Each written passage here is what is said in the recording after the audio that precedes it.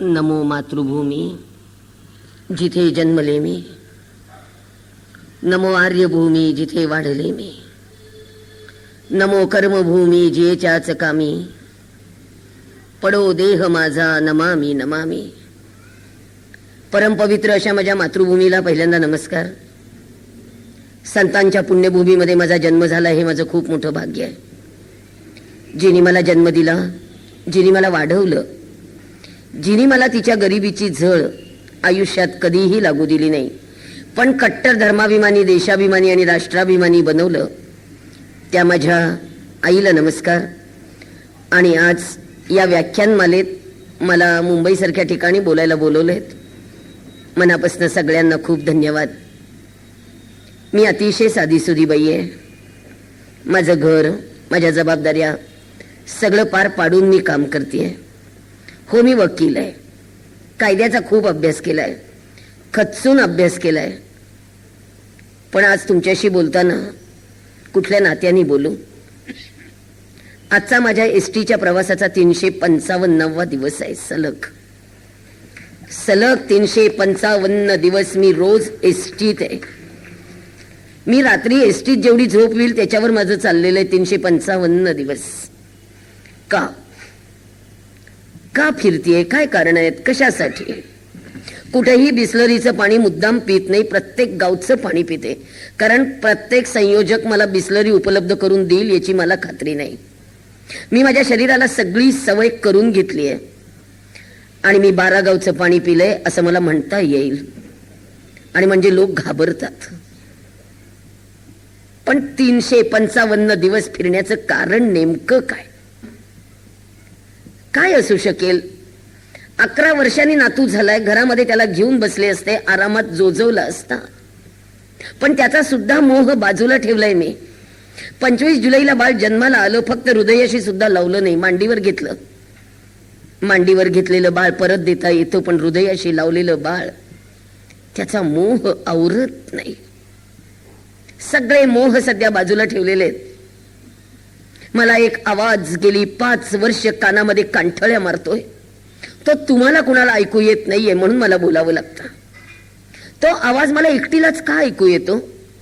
तो आवाज तुम्हाला कुणाला का ऐकू येत नाही? त्या आवाजामुळे मी का अस्वस्थ आहे? त्या आवाजामुळे मला झोप का येत नाहीये? माझा मुलगा इंजिनियर आहे, नवरा पत्रकार आहे, मी घरात बसू शकते आरामात, पण नाही होत आहे बसणं मला. आणि तो आवाज जो मला भेडसावतोय तो आवाज आहे भारतीय कुटुंब व्यवस्था, भारतीय संस्कार आणि भारतीय संस्कृती याची मृत्यू घंटा वाजायला लागलेली आहे. आपण सगळेजण शेवटच्या टप्प्यात आहोत. विनाशाकडे वाटचाल चाललेली आहे. पुढच्या 10 वर्षात एकही घर दिसणार नाहीये. पुढच्या 10 वर्षात घरात एकही माणूस दिसणार नाहीये. आता घरं मोठी झाली पण माणसांची संख्या मात्र 2 वर आली आहे. पुण्यात आणि मुंबईमध्ये स्थायिक असलेल्या मुलांना आम्ही खेड्यात राहणारी माणसं भेटू सुद्धा शकत नाही. इतकं का बदललंय मला नाही कळत. पूर्वी आम्ही संयुक्त कुटुंबात होतो, त्याच्यानंतर आम्ही एकत्रात आलो, एकत्रातनं विभक्त झालो, विभक्तातनं आणखीन विभक्त झालो, आता इतके विभक्त झालो, डबल इन्कम, नो चाइल्ड, इथपर्यंत कुटुंब व्यवस्था येऊन पोचली. का? आता शिकलेल्या मुलींना स्वतःच्या जबाबदाऱ्या नकोय, त्यांना मातृत्वाची सुंदर जबाबदारी नकोय, त्या मातृत्व सुद्धा झुगारून द्यायला निघालेत. काय कारण आहेत? काय कारण काय आहेत की इतकं सुंदर मातृत्व देवानी बहाल केलं, ते मातृत्व सुद्धा स्त्रीला नकोय? आज बोलूया या सगळ्या विषयावर. फक्त कोणत्या नात्याने बोलू ते सांगा. वकील आहे म्हटल्यानंतर कायदे सांगू, अधिकार सांगू, हक्क सांगू, राज्यघटना समजावून सांगू, का ज्येष्ठांचे हक्क सांगू, का नवीन झालेले कायदे सांगू, दिल्लीच्या प्रकरणानंतर कोणते कायदे कडक करायला पाहिजेत आणि कोणते नाहीत याविषयी बोलू, का सामाजिक कार्यकर्ते म्हणून समाजातलं वास्तव सांगू? आज जर मी समाजातलं वास्तव तुम्हाला सांगितलं ना, तुमच्यापैकी एकही जण रात्री शांत झोपू शकणार नाहीये. इतकं भयान वास्तव आहे. एकालाही झोप येणार नाहीये, एकालाही. रात्रभर जागे राहणार आहात इथून अनेक दिवस. त्यामुळे तुमच्या सगळ्यांची आई या नात्याने बोलते, ते सगळ्यात जास्त योग्य होईल. आई या नात्याने बोलण्याची महत्वाची 3 कारणं. सगळ्यात पहिलं, माझं बोलणं संपल्यावर तुमच्यापैकी एकही जण मला पुढे येऊन विचारणार नाही, आई आज तू असं का म्हणालीस. 2, आईचा जाहीरपणे अवमान करण्याचं धाडस अजून तरी आपल्या कुणाला होत नाही.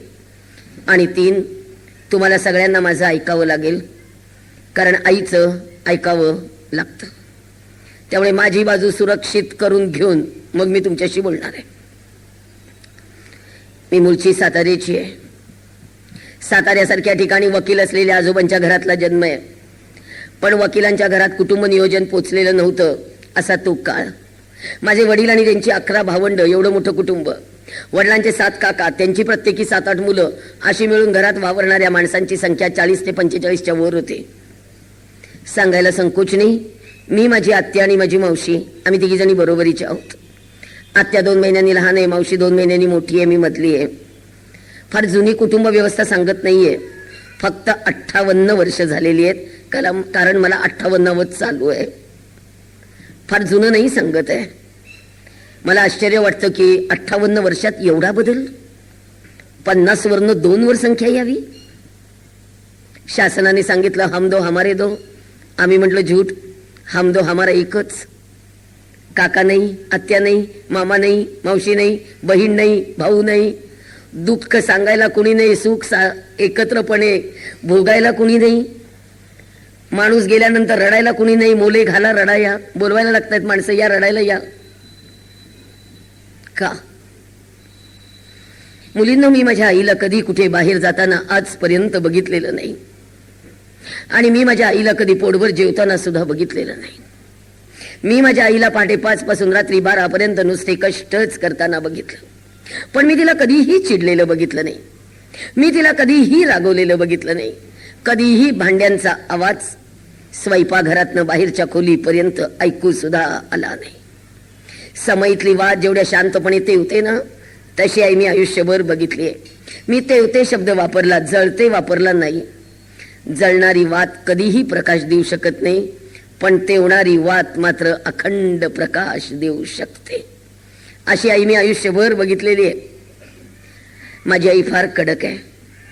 मुलगी म्हणून तिने मला फार बंधनात वाढवलंय. मला त्याचं दुःख अजिबात नाही. मुलगी आहेस, मोठ्यांदा बोलू नकोस ग. मुलगी आहेस, दारात सारखी जाऊ नकोस ग. मुलगी आहेस. दिवसातनं 100 वेळा आईने मला सांगितलंय, तू मुलगी आहेस, तू मुलगी आहेस. स्त्रीपणाचं भान दिलं आईने माझ्या. आणि इतकं स्त्रीपणाचं भान दिलं, नाती कशी जपायची सगळं कळलं. माझ्या आईच्या लग्नामध्ये तिचा दीर फक्त 4 वर्षाचा होता. माझ्या काकांना कडेवर घेऊन घेऊन घेऊन वहिनीने मातृत्व जोजवलंय बाई. आईने मला सगळ्या नात्यांचे बंध सांगितले. आई माझी शिकलेली नाहीये, पण ती सुसंस्कृत आहे. हल्ली शिकलेली माणसं सुसंस्कृत नसतात. संस्कार आणि शिक्षण याचा काही संबंध असतो हे कुणाला माहितीच नाहीये. आणि कदाचित संवेदना निर्माण करणारं आणि संस्कार निर्माण करणारं शिक्षण, नम्रता निर्माण करणारं शिक्षण आपण कमी केलंय द्यायचं. आणि त्यामुळे हा सगळा प्रश्न आहे. माझ्या आईने मला फक्त शाळेत नाही घातलं.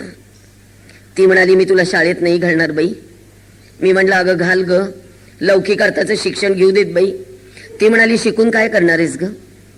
फार फार तर 4 पैसे मिळतील, नोकरी करशील, थोडेसे पैसे बँकेत ठेवशील, थोडेसे दागिने अंगावर घालशील, नवऱ्याला फार फार तर थोडेसे घर बांधायला पैसे मदत करशील, सगळ्या भौतिक वस्तू घरात येतील, सुखाच्या वस्तू घरात येतील. पण एक भारतीय स्त्री म्हणून तू यशस्वी होशील असं मला वाटत नाही. तिला म्हटलं, भारतीय स्त्री यशस्वी होण्याची मला सांग बाई, तुझ्या डोक्यातले काय दाखले आहेत? तेव्हा आई म्हणाली, बायकांच्या अंगी महत्वाचे 5 गुण असावे लागतात, तरच बायका आयुष्यात यशस्वी होतात.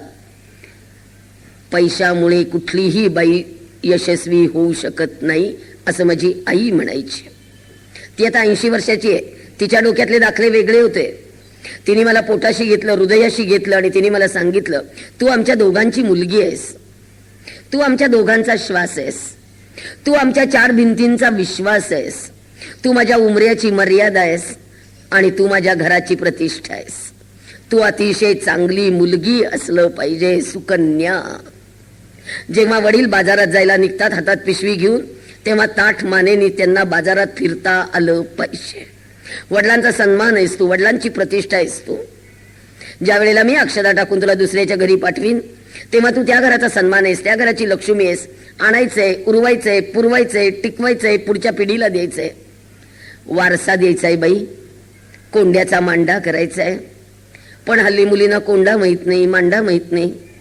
फक्त एवढंसं काही कमी पडलं की वकील घेऊन फक्त मांडा. या कोर्ट कचेऱ्यांनी तरी फार, मी वकील आहे पण मला फार कंटाळा आला बाबा. मला नात्यांची चिरफाड कोर्टातली बघवत नाही बाई. माझ्या आईने सांगितलं तू अतिशय चांगली गृहिणी असलं पाहिजेस. शिवशक्तीचं मिलन म्हणजे संसार असं जर भारतीय संस्कृती मानत असेल, तुला उत्तम पत्नी होता आलं पाहिजे. पातिव्रत्याच्या सगळ्या कल्पना आईने मला सांगितल्या. अनंतकाळची माता आणि क्षणाची पत्नी. सत्यवानाची सावित्री सांगितली, सीतामाई सांगितली, द्रौपदी सांगितली. अनंत स्त्रिया माझ्या आईने मला सांगितल्या. अडाणी आईने सांगितलं तू उत्तम पत्नी पाहिजेस. परमेश्वराने नवनिर्मितीचा मान फक्त बायकांना दिलाय. देवाचा आपल्यावर गाढ विश्वास आहे. देवाने सांगितलंय तू जे निर्माण करशील उत्तमच निर्माण करशील. त्यामुळे तू अतिशय चांगली आई असलं पाहिजेस.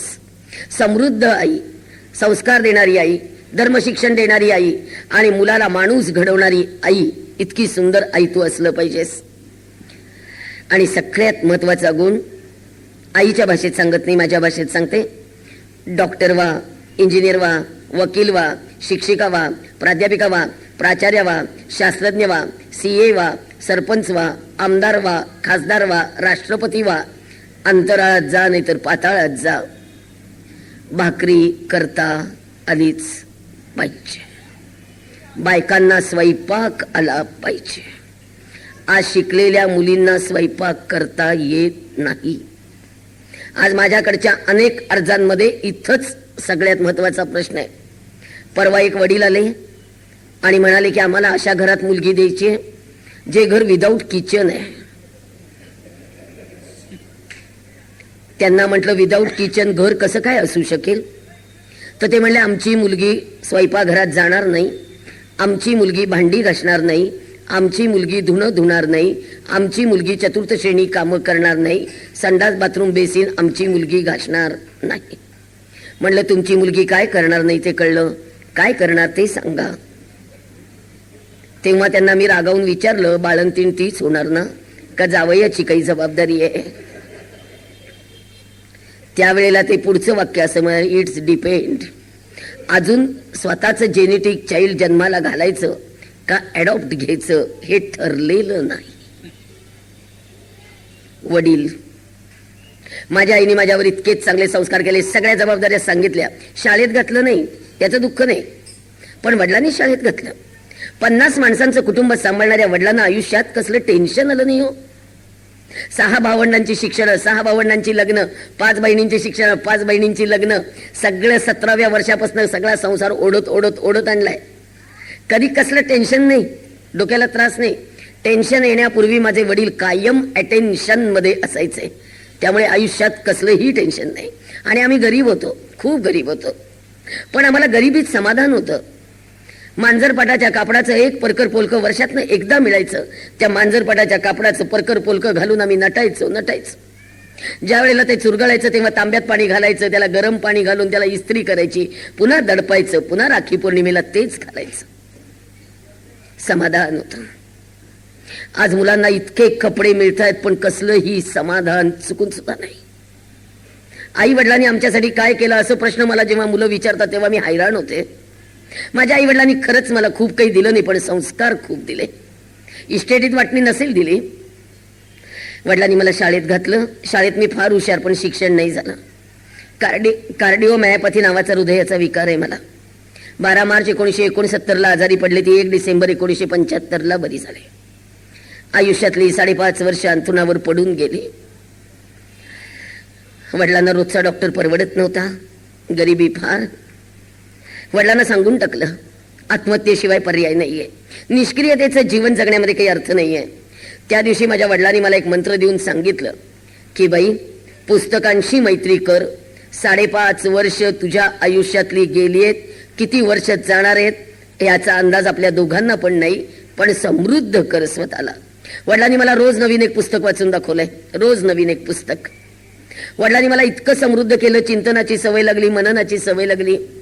पण माझी आई त्या काळात मला हृदयाशी घेऊन फार रडली, फार रडली. आईचे ते अश्रू मला अजून विसरता येत नाही. जशी आईची भुकेलेली रात्र मला विसरता येत नाही, माझ्या आईने माझ्यासाठी काढलेले अश्रू मला कधी विसरता नाही येत. त्या दिवशी मी पक्क ठरवलं आणि देवाला सांगितलं, देवा, आज माझ्या आईच्या डोळ्यात माझ्यामुळे इतकं पाणी आहे, यापुढे मला इतकं चांगलं वागायला शिकव, माझ्यामुळे आई कधीही चुकून सुद्धा रडणार नाही. मुलींना एक वाक्य कायमसाठी हृदयावर कोरून ठेवा. माझ्यामुळे कुणाच्या डोळ्यात पाणी आलं तर ते जीवन व्यर्थ असतं, पण माझ्यासाठी कुणाच्या डोळ्यात पाणी आलं तर ते जीवन सार्थ असतं. माझ्यासाठी कुणीतरी रडलं पाहिजे. 5.5 वर्षाचा काळ तपश्चर्येचा, बरी झाले पण शिक्षण नाही झालं. 10वी पर्यंत पोचलेली मी, अर्धवट शिक्षण. आईने मला वर्षभर जरा बरं म्हणाली, तुला आता बरं वाटतंय, आता तुझं लग्न करते. आणि आईने माझं लग्न केलं. तिने मला एकत्र कुटुंबात दिली. आता मी पहाटे 5ला उठायला लागले, मला झोपायला 12 वाजायला लागले. आता माझ्या घरात माणसं बरीच होती, आता मी त्या घरातली सून होते.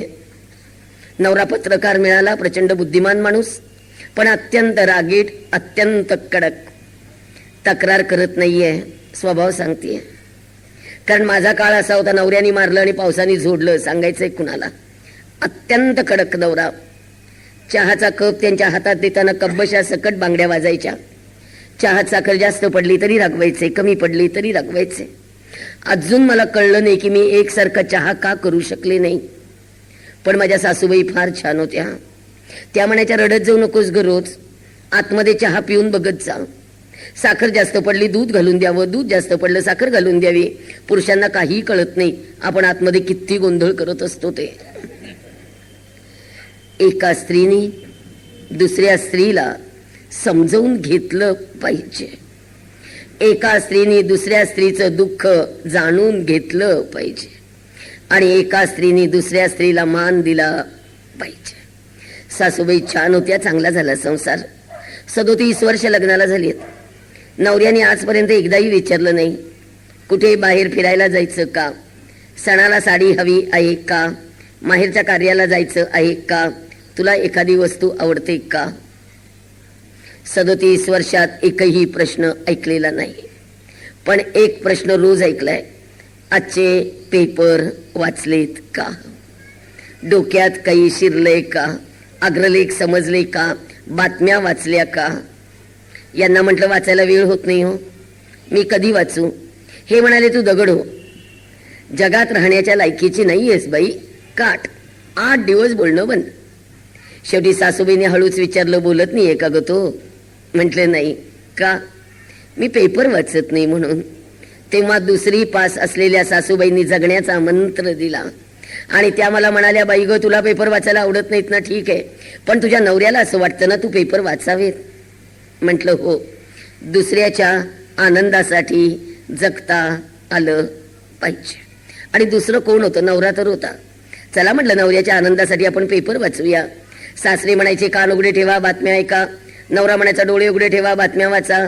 सासूबाई म्हणायच्या, भाकरी छान करा. संसार सुरू झाला. पण मुलींना 37 वर्षात मी माहेरी जाते असं एकदाही म्हटलं नाही. 37 वर्षात मी मला बाहेर फिरायला न्या असं चुकून सुद्धा म्हटलं नाही. मी 37 वर्षात कुठलाही हट्ट केलेला नाही. पण तरी माझा संसार समाधानाचा झाला, अत्यंत समाधानाचा, फक्त सासूबाईंमुळे. माझ्या सासूबाई इतक्या छान होत्या, जेवढं दुःख मला आईच्या आठवणीने होतं त्याच्यापेक्षा जास्त दुःख मला सासूबाईंच्या आठवणीने होतं. फार छान होत्या त्या. मुलगा झाला त्याच्या पाठीमागे वेडी. फार चांगली आई होण्याचा प्रयत्न केला, अतिशय चांगली आई. माझ्या आतमध्ये जे जे सुंदर आहे ते सगळं बाळाला दिलं. मी चांगली पुस्तकं वाचली, मी बाळाला ऐकवली. मी चांगल्या कथा वाचल्या, मी बाळाला ऐकवल्या. मी माझ्या बाळाला मार्कवंत बनवलं नाही, मी माझ्या बाळाला गुणवंत बनवलं, मार्कवंत नाही. 91%, 92%, 95%. माझं बाळ मी टक्केवारीत बसवलंच नाही. सृजनशील माणूस घडवला, अतिशय चांगला माणूस. यंत्र नाही बनवलं, रुपया मिळवणारं यंत्र नाही बनवलं. माझं बाळ फार नम्र आहे, 37 वर्षाचं आहे आता. कधी कुणाला चुकून उलट बोलत नाही. कुणी उलटं बोललं तर उलटी उत्तरं देत नाही. मऊ मेणाहून मऊ स्वभाव आहे. आई बाबांवर जीवापाड प्रेम करतो. आणि म्हाताऱ्या आजारी आजीला इंजिनियर असलेला माझा मुलगा नित्य नेमाने रोज ज्ञानेश्वरी वाचून दाखवायचा. नित्य नेमाने, एक दिवस चुकलेला नाही. माझ्या सासूबाई मरताना पालखीत बसून गेलेत. 1000 पापे नातवाचे घेऊन गेलेत. कधी कधी मला जिजाऊंप्रमाणे म्हणावं असं वाटतं, धन्य झाले आज बाळा, धन्य जन्म माझा, पूर्ण पुरुषार्थ पाहिला मी माझी या दुधाचा. अभिमान वाटेल असं बाळ आहे. मुलींनो, रस्त्याने जाताना कुणी इस्टेट विचारत नाही ग. दागिने किती, बंगले किती, गाड्या किती. रस्त्याने जाताना 2च प्रश्न, मुलं किती आणि काय करतात. अभिमानाने सांगता येईल अशीच बाळ असली पाहिजेत. माझं बाळ 12वीत गेल्यावर मी बाळाला सांगितलं, आता मी शिकणार आहे, अभ्यास करणार आहे. तो म्हणला, आई तुझं वय किती? म्हणलं फक्त 41, जास्त नाहीये. तो म्हणला, आई तुझी शाळा सोडून किती वर्ष झाली? म्हटलं फक्त 24, जास्त नाही झाली. पण का शिकायचंय? म्हटलं एकुलता एक आहेस बाबा, सगळा जीव तुझ्यात गुंतलाय, तो काढू कसा? तुझा श्वास माझा श्वास एकदम चालतो, तुझी स्पंदनं माझी स्पंदनं सगळी एकदम चालतात. तू पुण्यात नोकरीला गेला, शिकायला गेलास तर तुझ्यातला जीव कसा काढू रे? बाळ गेलं दूर देशा, मन गेलं वेडावून, आज सकाळ पासून रडत बसू? नाही बाबा, चिमणीच्या पिलाला पंख फुटल्यावर ते उडून जात असतं, हा निसर्गाचा नियम आहे. तो मला मान्य करायला हवा. जिला जमला ती यशस्वी, जिला नाही जमलं ती डिप्रेशन मध्ये. म्हणलं आपलं स्वतःचं अस्तित्व निर्माण करूया. मुलींनो, बाळातले जीव योग्य वयात काढून घेता आले पाहिजेत, नाहीतर फार त्रास होतो ग. त्याला होतो आणि नकळतपणे आपल्या स्वतःला होतो. त्यामुळे 40शीत ठरवा की आपल्याला पुढे काय करायचंय, कुठे गुंतवून घ्यायचंय. माझा बाळ 12वीत गेल्यावर माझी शिकायला सुरुवात झाली. माझ्या बाळाने माझा अभ्यास घेतला, प्रचंड अभ्यास केला. 3 वर्षामध्ये डिस्टिंक्शन मध्ये मी BA पास आहे. 100 पैकी 90 मार्क मला इंग्रजीत मिळाले आणि मी शिवाजी विद्यापीठाला लॉला ऍडमिशन घेतली. 6 पेपर इंग्रजीत, प्रचंड अभ्यास, घरातलं सगळं करून. पहाटे 4ला उठणे, सडा, रांगोळी, अंघोळ, देवपूजा, नाश्ता, स्वयंपाक, धुणं, भांडी, सगळ्यांचं सगळं करून सकाळी 7:30च्या तासाला हजर. गाडी चालवता येत नाही, 2 बस बदलून, बस चुकली रस्त्याने पळत. प्रचंड अभ्यास केलाय. 37 वर्षात रामतीर्थकरांना एकही पत्र लिहिलं नाही हो. आमच्या वेळेला SMS भानगड नव्हती, पण या काळात मी चिठ्ठ्या फार लिहिल्यात. स्वयंपाक करून ठेवलाय, जेवून घ्या, भाजी कमी पडली तर कॉलेजमधनं आल्यावर करणार आहे. त्याच्यावर नवऱ्याने फार सुंदर उत्तर लिहिलेलं असायचं, खूप दमली असशील, काही करू नकोस, आहे त्याच्यात भागवू. नवऱ्याने आपल्याला इतक्या वर्षात फिरायला नेलं नाही, त्याचं दुःख त्या एका सहीमध्ये विरघळून गेलं. जेव्हा घरातनं एखादी गोष्ट करण्याची संधी मिळते, त्या संधीचं सोनं करता आलं पाहिजे. मागचं उगाळत बसून चालत नाही. आणि मला मान द्या, मला मान द्या असं म्हणून घरात कुणीही मान देत नाही. पात्रता सिद्ध करावीच लागते, एकतर गोड बोलून, एकतर सहन करून, नाहीतर गप्प बसून. प्रचंड अभ्यास, 3 वर्षात क्लिअर पास, एटीकेटी बनगड नाही, allow to keep term no. कॉलेजमध्ये 2री आले, एव्हिडन्स सारख्या विषयात 1ली आले आणि वयाच्या 46व्या वर्षी मी वकील झाले. 25 वर्ष घरात होते, 25 वर्ष. 1975ला लग्न झालं, 2000ची माझी डिग्री आहे. 2000 सालापर्यंत मी पूर्ण घरात होते. मी घराला करिअर मानलं.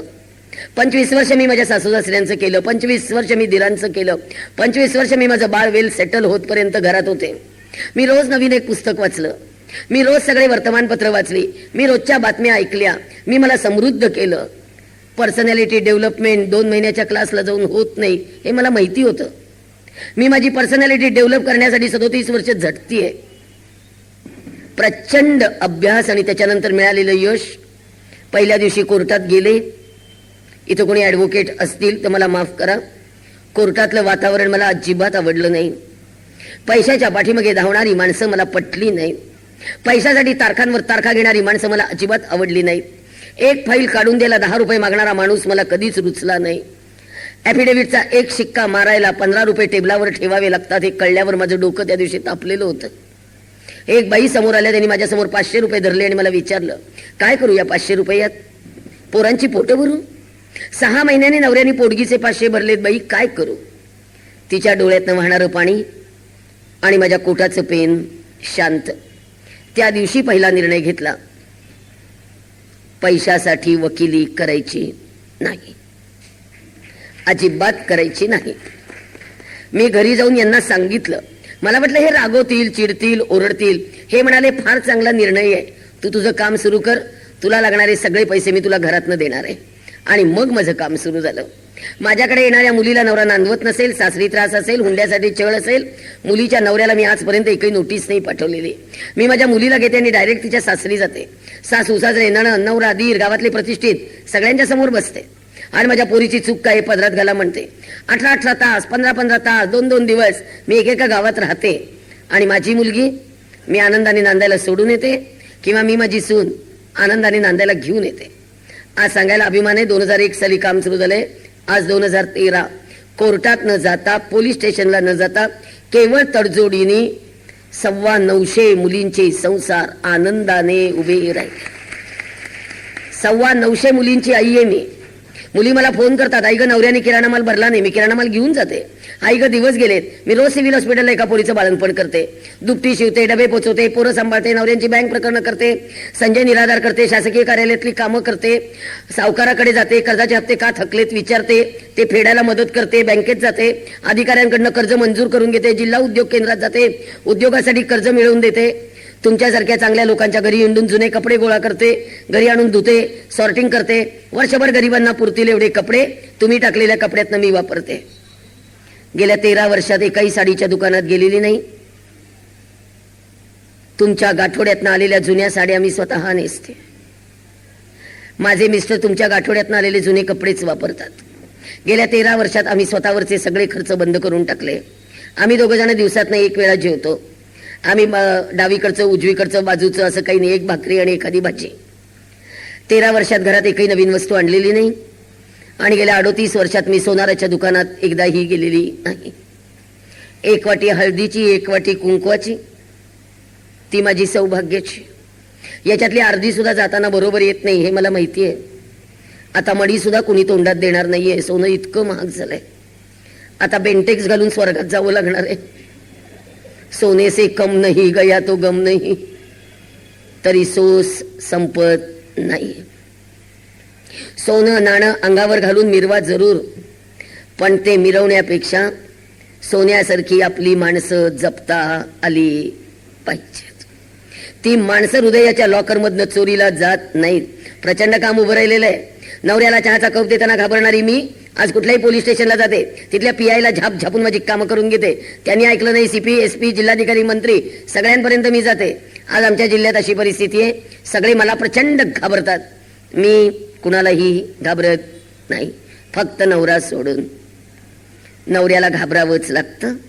नवऱ्यासमोर वकिली चालत नाही. दरवाजात काळा कोट काढायचा आणि घरात जायचं आणि आपल्याला डोकं नाही असं वागायचं, म्हणजे संसार होतात, नाहीतर होत नाहीत. पुरुषांच्या समोर शिक्षणाचा टेंबा मिरवून चालत नाही. तुम्ही शिक्षिका असाल शाळेत, मुख्याध्यापिका असाल शाळेत, बेल दाबली की शिपाई हातात चहा आणून देतो, पण नवऱ्याच्या हातात चहाचा कप तुम्हाला घरी आल्यावर द्यावाच लागतो. मी सगळ्या बायकांना सांगते, परवा इन्स्पेक्टर बाईंची केस आली आहे तडजोडीला, त्यांना पण कोर्टात आणि पोलीस स्टेशनला जायचं नाहीये. त्यांना मी एकच सल्ला दिलेला आहे, भरलेलं पिस्तूल घेऊन घरात फिरू नका, चालत नाही. भरलेलं पिस्तूल घेऊन काय फिरतेस घरात ग? घरात तुम्ही कुणाची तरी सून आहात, कुणाची तरी सासू आहात, कुणाची तरी वहिनी आहात, कुणाची तरी काकू आहात, कुणाची तरी आई आहात, कुणाची तरी मामी आहात. असंख्य नाती आहेत बाई.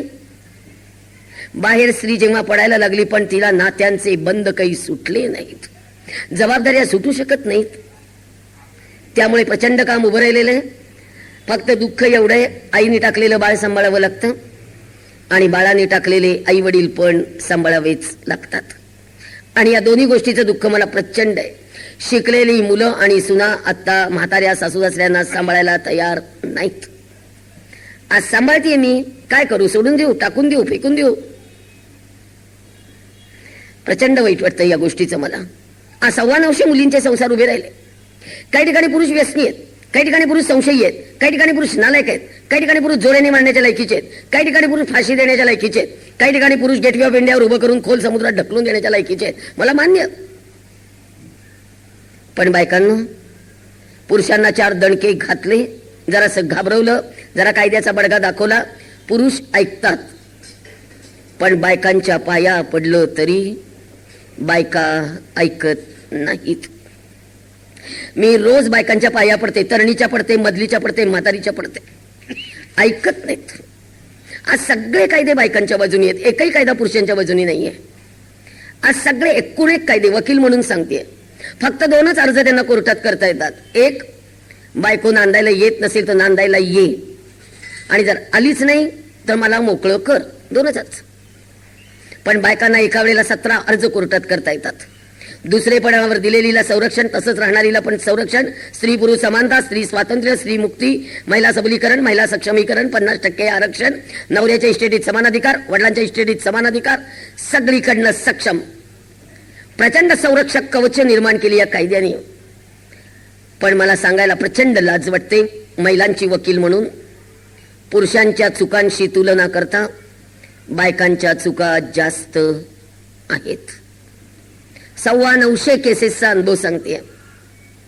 यांच्या 2च चुका आहेत, पण त्या फार महत्वाच्या आहेत. एक, त्यांना नात्याला न्याय देता येत नाही. आई आईच्या जागी, बायको बायकोच्या जागी, बहीण बहिणीच्या जागी, भाऊ भावाच्या जागी. त्यांना जर नात्याला न्याय देता आला तर थोडीशी आपली भांडणं कमी होते, पण त्यांना ते जमत नाही. आणि त्यांची दुसरी गोष्ट अशी आहे, ते आईचं ऐकतात, ते बायकोचं ऐकतात नाही, कुठं बोला म्हटलं तरी बोलत नाही, गप्प बसतात, मूग गिळून गप्प म्हणतो ना तसं. त्यामुळे फार मोठे प्रश्न आहेत. आणि त्यामुळे आज बायकांना मला काही प्रश्न विचारायचे, बायकांनी त्याची उत्तरं द्या. हे प्रश्न तुमच्याशी म्हणजे आपल्याशी जास्त निगडीत आहेत. आपण सगळ्या नात्यांमध्ये का भांडतो? आपलं आपल्या एखाद्या सखीशी का पटत नाही? सासू सुनांचं नातं इतकं सुंदर आहे, या नात्यांमध्ये आपली एवढी भांडणं का आहेत? वारसा देणारं नातं आहे, पुढच्या पिढीला समजून घेणारं नातं आहे.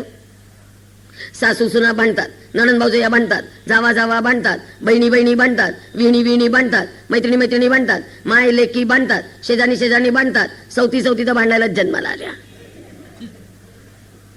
आणि 2 बायका एकत्र जमल्या, तिसरी बद्दलच बोलतात. आणि चांगलं नाही बोलायचं, वाईटच बोलायचं. आणि परत म्हणायचं 355 दिवस फिरतीये घर सोडून, काय पाहिजे काय पाहिजे. पण ही चांगलं काम करते, गुण नाही ओळखायचे. बायकांनी एकमेकींचे गुण ओळखायला शिकलं पाहिजे, तर घरातली भांडणं कमी होणार आहेत. माझ्या मुलाचं लग्न ठरलं, मी घरातल्या भांड्यांची सभा घेतली. चमच्या बसतात टाकीपर्यंत सगळ्या भांड्यांना मी एकत्र बोलवलं, सगळ्या भांड्यांना मी समजावून सांगितलं, नवीन मालकीण येऊ घातली आहे, तिच्या हाताची सवय करून घ्या, पडू नका, झडू नका, आवाज करू नका. काय भांडी समजूतदार. गेल्या 12 वर्षात एकदाही आवाज आलेला नाही. थोडक्यात सासूनी संसारातलं लक्ष कमी करायचं आहे. जमेल? जमवा. आणि ते जमवल्याशिवाय काही फायदा नाही. आणि दुसरी महत्वाची गोष्ट, आम्ही काटकसरीनी संसार केला, आम्ही कष्टातनं वर आलो, आम्ही शून्यातनं विश्व निर्माण केलं, याची टिमकी सुनांच्या समोर मिरवू नका. शिकलेल्या सुनांना तुमच्या कष्टाची कुठलीही किंमत आता नाही. आणि मी काटकसरीनी केलं, तू पण कर, असं शिकवायच्या भानगडीत पडू नका. मला 2 किलो तेल लागत होतं, हिला 3 लागते. पण तुझ्या नवऱ्याला 500 रुपये मिळत होते, त्याला 5000 मिळत आहेत. मी 2 साड्यात दिवस काढले. मी सुनेला सांगू की मला फक्त 2च साड्या होत्या, ही का 10 नेसते? उलट कौतुक करा ना, कसं माझं लेकरू ग 10 साड्या घेते ग बाई. सुनेला कौतुक करू, दुस्वास का? आणि सगळ्या सासवांनो, मी तुम्हाला ठामपणे बजावून सांगते, आपल्या मुलाला सुख लागायचं असेल, सुना जपाव्याच लागतील. सोन्यासाठी चिंदी जपावी लागणार आहे. पण शिकलेल्या मुली आहेत, चिंदी म्हणू नका, त्यांचे इगो दुखावले जातात. हल्ली इगो प्रकार फार वाढला हो. मी परवा एका डॉक्टरांना विचारलं, डॉक्टर सोनोग्राफीत इगो दिसतो का हो? मला सून घरात आणताना आता विचार करावा लागेल, इगो तपासूनच आणते बाई. काय इगोइस्ट झाल्यात पोरी, बाप रे, प्रचंड इगोइस्ट. आणि आणखीन एक गोष्ट सासवानो मुद्दाम सांगते, आपल्या मुलाच्या आवडीनिवडी सुनांना सांगायला जाऊ नका. तिला नवरा समजावून घेऊ देत. तुम्ही सांगू नका त्याला हे आवडत नाही, त्याला ते आवडत नाही, तो असा आहे गो, त्याला रागीट आहे गो, त्याला मिनिटात राग येतो ग. तिला कळेल ना. तुम्ही कशाला आधी सगळी बॅकग्राऊंड निर्माण करता? तिला कळू दे ना नवरा कसा आहे. सांगायला जाऊ नका. माझ्या मुलाला कोबीची भाजी अजिबात आवडत नाही, अजिबात आवडत नाही, तो कधी आयुष्यात खाल्ली नाही त्याने.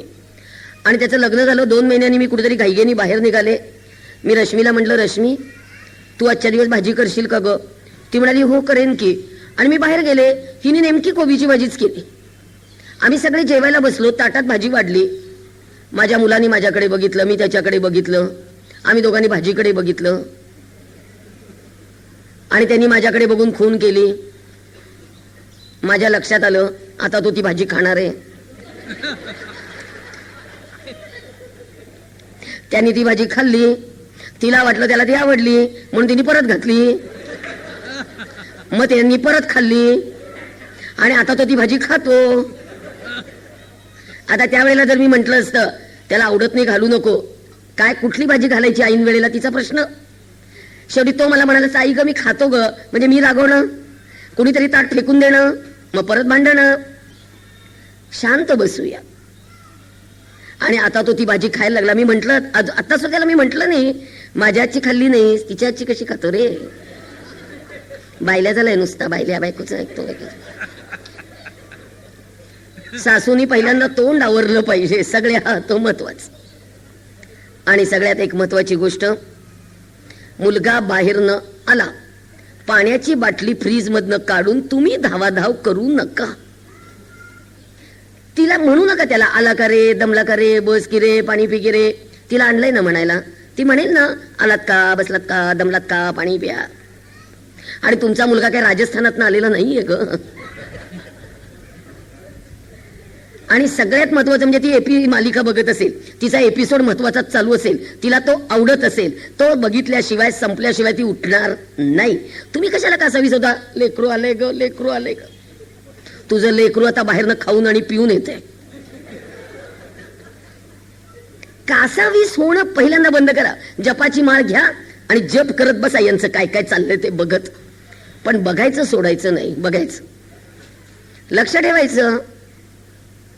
पण ढवळा ढवळ पहिल्यांदा बंद करा, एकदम बंद, कारण इलाजच नाहीये काही. आणि खरं सांगू का, सासूचे हात, सासूचे तोंड आता सध्या बंद आहे. हाताची घडी, तोंडावर बोट, 498 कायद्याने बंद केलेलं आहे सगळं. काही कुलाचार समजावून सांगायला जाऊ नका, कुलपरंपरा समजावून गायला सांगू नका, काही शिकवायच्या भानगडीत पडू नका. मुली कुठल्याही परिस्थितीत आता ऐकून घेण्याच्या तयारीत नाहीत. पूर्वी 12व्या वर्षी लग्न व्हायची, ती त्या घरात रमायची, तिला ते घर आपलं वाटायचं, तिला ती माणसं आपली वाटायची, ती तिथे संकट आपली वाटायची, ते दुःख आपलं वाटायचं, कमी पडलं तरी आपलं होतं, जास्त झालं तरी आपलं होतं. आता 25व्या वर्षी लग्न करताय, फुल मॅच्युअर आहेत मुली, तिला नवऱ्याचं दुःखही आपलं वाटत नाही, तिला सासू सासरे आपले वाटत नाही, तिला कुणीच आपलं वाटत नाही. आणि ती मोल्ड व्हायला तयार नाही. आता पूर्वी आम्ही मोल्ड व्हायला तयार व्हायचो, आता ती सगळ्या घराला मोल्ड करेल, पण ती नाही मोल्ड होणार. दुसऱ्याच्या घरात गेल्यावर बदलायचं असतं, हे तिला कोण शिकवणार. माझ्या घरी शंकराची पूजा आहे माहेरी, सासरी विष्णूची पूजा आहे माहेरी, महाशिवरात्र आहे सासरी, इकडे गोकुळ अष्टमी आहे माहेरी, इकडे आडवं गंध आहे, इकडे विष्णूचं उभं गंध आहे. सासूबाई म्हणायच्या, अगं शेगडीचं पोतेर आडवं करू नको ग, उभं कर. आपल्या देवाचं गंध उभं आहे, बोळा सुद्धा उभाच फिरवायचा. आता सासूला समजावून सांगू, हरी आणि हर एका वेलांटीचा फरक. सासू म्हणाली असं तसं, तिचं घर आहे, थोडे दिवस तिच्या मनाप्रमाणे वागावं लागतं.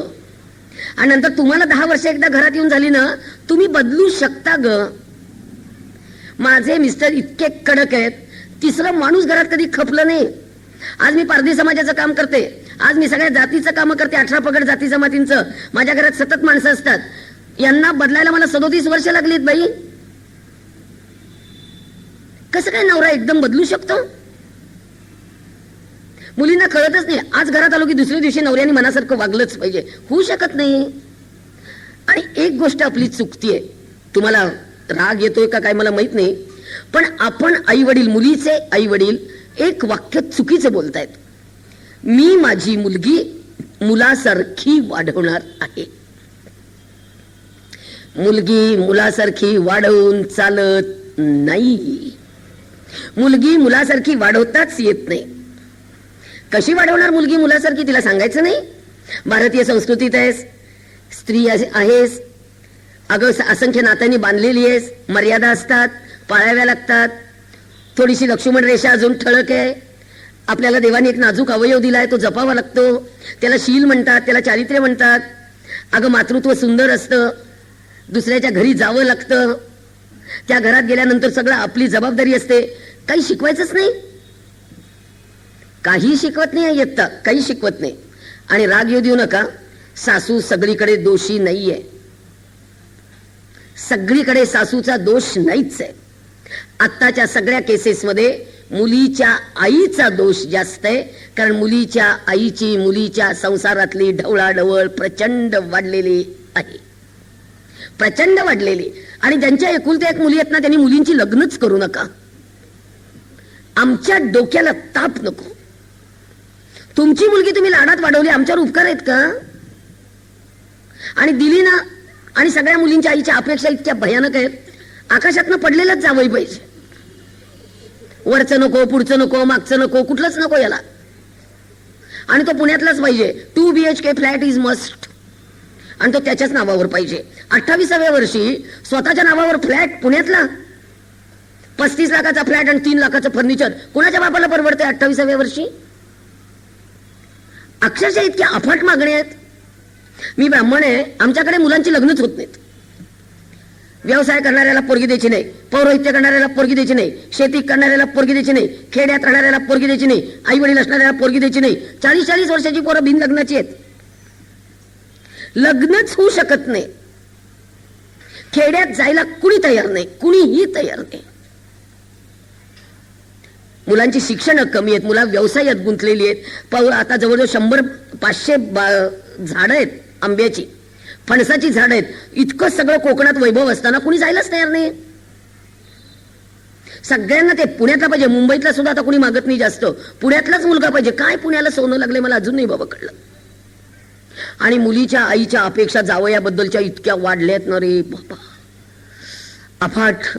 आणि करिअर मला त्या करिअरचे अर्थ एक कळत नाहीत बाबा. काय करिअर असतं ग? सगळ्या मुलींच्या आयांनो मुलीच्या करिअरची एक व्याख्या मला स्पष्ट करा. करिअर म्हणजे पैसा, करिअर म्हणजे बाजारी वस्तू, करिअर म्हणजे हातात मोबाईल, करिअर म्हणजे बसायला गाडी.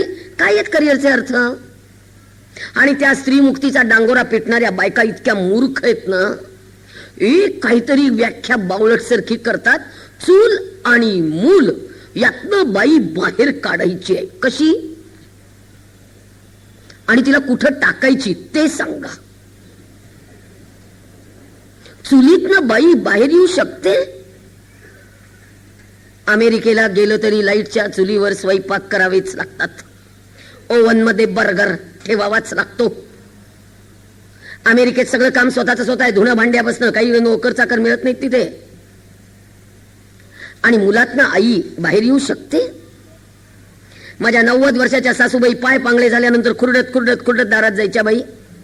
सगळे पाय रक्तबंबाळ व्हायचे. मी म्हणायचे आई पाय रक्तबंबाळ होता तो, नका हो जाऊ, नका हो जाऊ.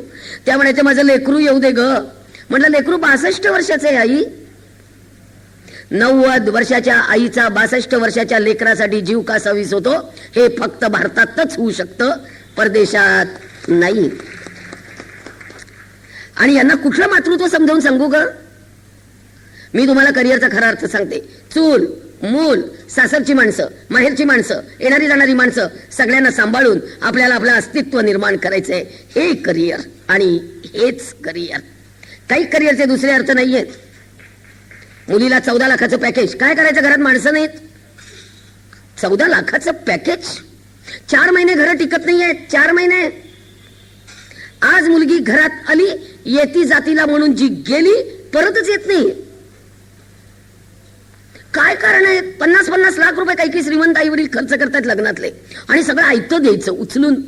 सुईपासनं फ्रीज पर्यंत सगळा संसार द्यायचा. कसा संसार करायचा त्यांनी? आमच्या आईने लग्नामध्ये 5 शकुनाची भांडी दिली होती. 5 शकुनाची भांडी 50 करता करता आमचं म्हातारपण आलं. आणि आज या मुलींना पहिल्या दिवशी लग्नाच्या सगळं आयतं मिळतं. दुसऱ्या दिवशीपासून कशाला जगायचंय? काय जगायचंय? काय मिळवण्यासाठी जगायचंय? मग फक्त LCDचा ते हे बदलायचा. काय आज या कंपनीचा LCD उद्या दुसऱ्या कंपनीचा घेऊया. काय गाड्या बदलायच्या? काय जगणं आहे? मर्यादा पण नाही राहिल्या. कुणाचा मान ठेवणं राहिलं नाही. नवऱ्याचा मान तर नाहीच नाही.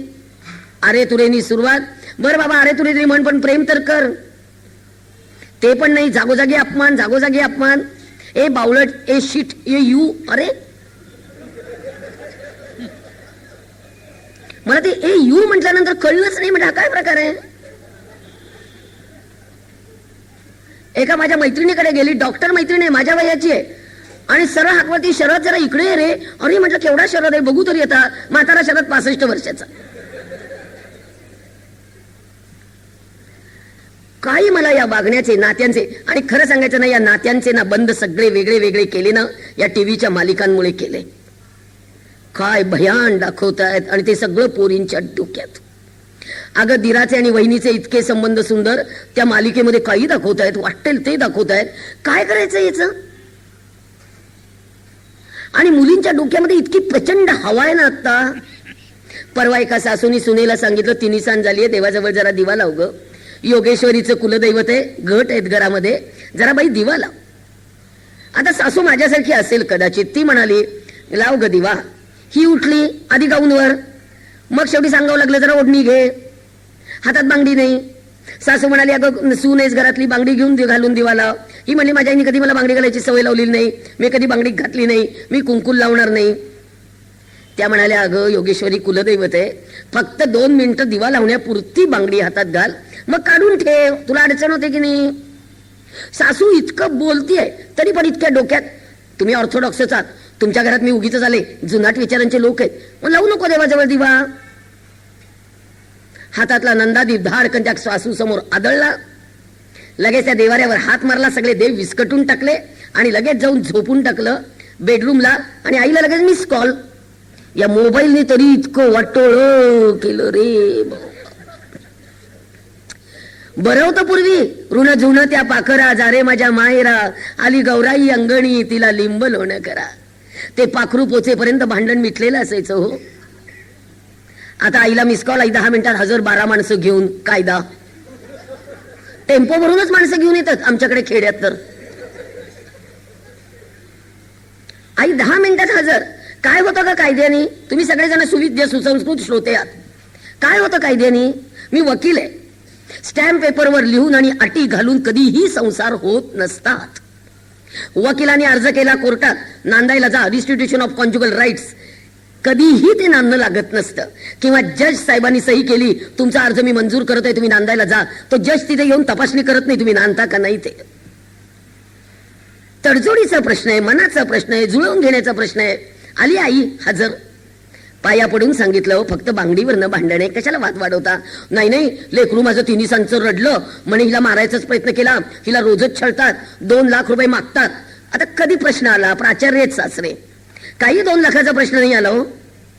उगीच एवढ्याचं एवढं. आणि वकील, या वकिलांच्या नोटिसांमुळे तर इतकी भांडणं वाढतात ना रे बाबा. कलमात बसवतात, कलमात. मारहाण केली, लावा कलम. शिव्या दिल्या, लावा कलम. कुठल्या कुठल्या कलमात बसवायचं ते लग्न. अक्षरशः इतका वैताग आला त्या बाईला समजावून सांगता सांगता. पाय धरले होते मी तिचे. नको ग बांगडीवरनं एवढं करू, 498चा गुन्हा नको ग दाखल करू, प्रतिष्ठित माणसं आहेत ग बाई, पोरीचं नांदणं आहे बाई, 4था महिना आहे ग बाई लेकराला. ऐकलं नाही, गेली पोलीस स्टेशनला, 498चा गुन्हा दाखल. आणि पोलिसांना सध्या वॉर्निंग आहे, बायकांचा कुठलाही गुन्हा असेल तर दाखल करून घेतलाच पाहिजे. काय करणार? अक्षरशः मी पाया पडले, ऐकलं नाही. 8 माणसं अटकेत. प्राचार्य असलेले सासरे, ज्यांच्याकडे आम्ही वर मान करून कधी सोलापुरात बघितलं नाही, तो माणूस 2 दिवस पोलीस कस्टडीला होता. आता आमचे सर कुठे बाहेर पडत नाही. तो अक्षरशः 50 वर्ष जी प्रतिष्ठा जपून ठेवली ती अक्षरशः 2 मिनिटात या सुनेनी घालवली. कायदा, इतके भयान कायदे आलेत ना. आणि आता त्या सुनेची आई माझ्याकडे परत येते आणि म्हणतीये की जरा तुम्ही मिटवायला मदत करा.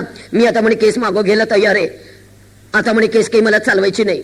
मी म्हटलं केस मागं घ्यायला मी तयार आहे. हो, तुम्ही तयार आहात, पण त्या सासऱ्यांना विचारलं पाहिजे आता तुम्ही नांदवता का नाही पोरगी. गेले परत सरांच्या पाया पडले. सर म्हणले आता इतक्या जखमा ताज्या आहेत, तुम्ही त्या मुलीला आत्ता तरी घरात आणू नका. म्हटलं पोटातल्या बाळाचं काय करू, तो तिचा प्रश्न आहे. तुटलं नाणं. आता पोरगीचा अर्ज, आता नुकसान भरपाई, आता एकाचे 2 पैसे मागणं. 3 लग्न करताय तो मुलींची. 3 लग्न 4 वर्षात. पहिलं लग्न करायचं, पटलं नाही म्हणून घटस्फोट घ्यायचा, 15 लाख वसूल करायचे.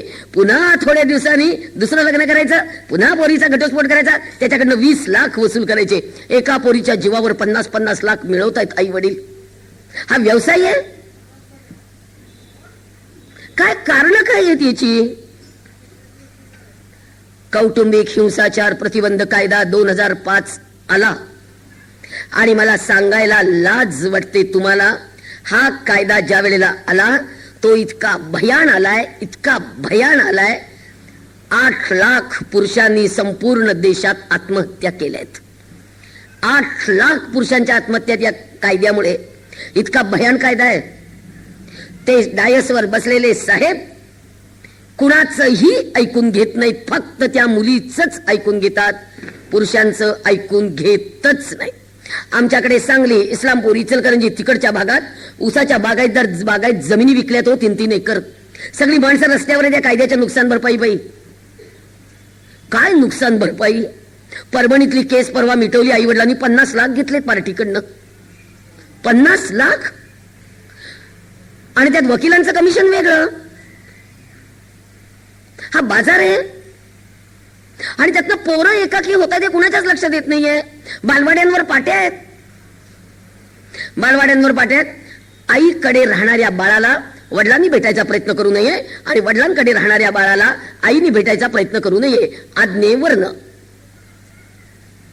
मांडीवर घेऊन थोपटायला आई असावी लागते, पण खांद्यावर घेऊन थोपटायला वडील असावेच लागतात. हा वडीलच नको यांना मधल्यामध्ये. आता कुठे जाणार आहोत सगळं घेऊन मला काही कळत नाही बाबा. आणि मुलींच्या आयांनो नका ग मुलींच्या संसारात एवढी ढवळाढवळ करू.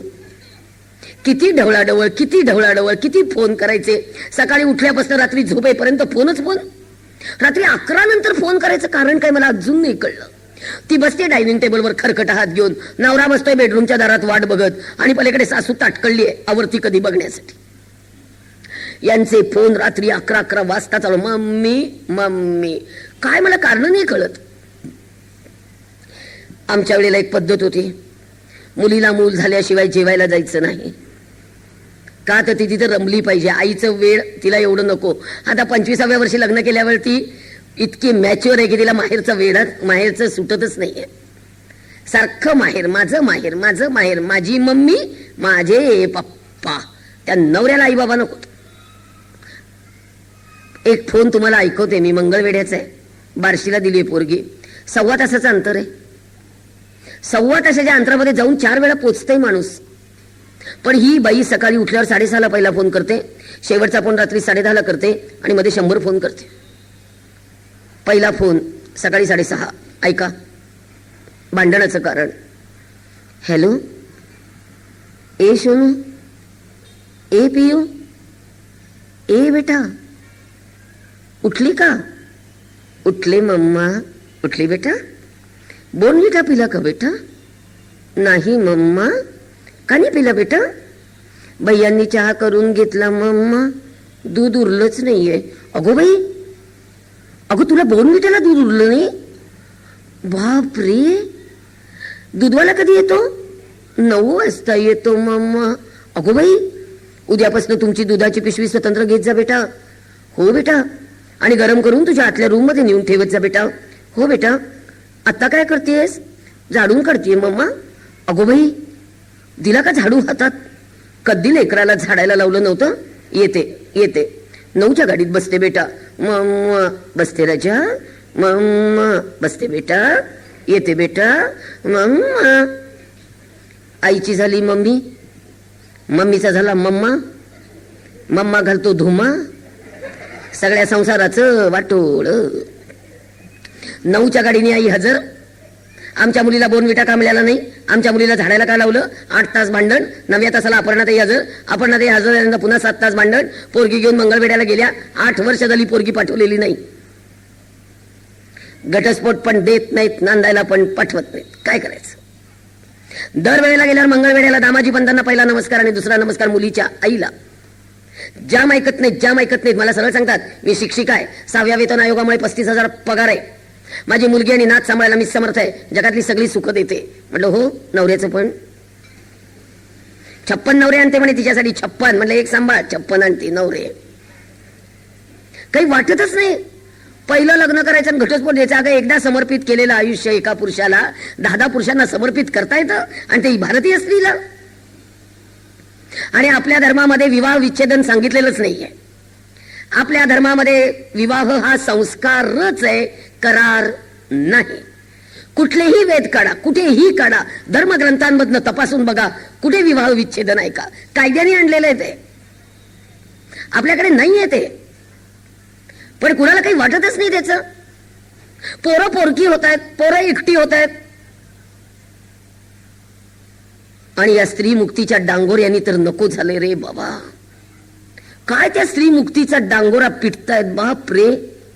पण मी तुम्हाला ठामपणे सांगते, भारतीय संस्कृती पुरुष प्रधान आहे. पुरुषांकडनं अन्याय आपल्यावर झाले असतील, पण सगळ्यात जास्त अन्याय बायकांनी बायकांवर केलेले आहेत. आपण नाही, त्यांचं नाव का घ्यायचं उगीच? नणन भाऊजाई सुद्धा पटवूनच घ्यायचं नाही. अगं भाऊजाईच्या संसारात नको का ढवळाढवळ करू, तू कशाला जाते 4-4दा? एक नियम सांगते, आई वडील जिवंत आहेत तोपर्यंत बोलावल्याशिवाय जायचं. भावाच्या राज्यात बोलावल्यावर जायचं. आणि बाच्यांच्या राज्यात दरवाजावरनं जायचं. पण कधीही माहेर वाशिणींनी घरात शिरायचं नाही, आत्यांनी घरात शिरायचं नाही. तर मान राहतो, नाहीतर राहत नाही. उगीच भाऊजाईकडे जायचं, दिला नाही चहा, चहा केला नाही, मला चहा केला नाही. घरी आले एवढा कर आणि पी, मला चहा केला नाही. तिला वेळ नसेल झाला. एवढ्या तेवढ्या गोष्टीवर कुरकुरण तो कायदा एक वैताग. वडिलांच्या इस्टेटीत समान अधिकार, वडिलांच्या इस्टेटीत समान अधिकार. वडील गेल्याच्या 8व्या दिवशी या बहिणी येतात. वडील गेले, आता इस्टेट मागू भावाकडे. म्हटलं का ग, तुझी परिस्थिती चांगली आहे ना? ज्या बहिणींची परिस्थिती चांगली आहे त्यांनी भावाकडे इस्टेट मागायला जायचं नाही, आणि ज्या भावांची परिस्थिती चांगली आहे त्यांनी बहिणीला दिल्याशिवाय राहायचं नाही. वकिलाला कशाला फिया द्यायला जाता रे एवढ्या? 50-50 हजार. काही कारण नाहीयेत. अक्षरशः भाऊ पारखा होतो ग, तो ओवाळायला सुद्धा येत नाही. काल भाऊ आला सपनात, आज आला दर्पणात, म्हणाला कधी ववाळणी घालायला येऊ ग तुला तामणात. तो भाऊ अक्षरशः पारखा होऊन जातो बाई कोर्टात गेल्यावर. प्रत्येकाने पैशासाठी भांडलंच पाहिजे का? शेतीच्या बांधावरनं भांडतायत, शेतीवर जसं काही झोपायलाच जात आहेत हे 2 जण. 20-20 वर्ष केसेस चालू, आईला पोडगी कुणी द्यायची म्हणून भांडण. आणि कायदे तर इतके बेफाम होत चालले ना, त्या कायद्याला कुणी खीळ घालायलाच तयार नाही. आणि चुका कुणाच्या हे कुणी बघायला तयार नाही. मूळ चूक कुणाची आहे, ही चूक कुणाची हे कुणी बघत नाही. माझ्या स्वतःच्या वंसबाई, नणनबाई माझ्या संसारात फार ढवळाढवळ करतात, फार अजून करतात.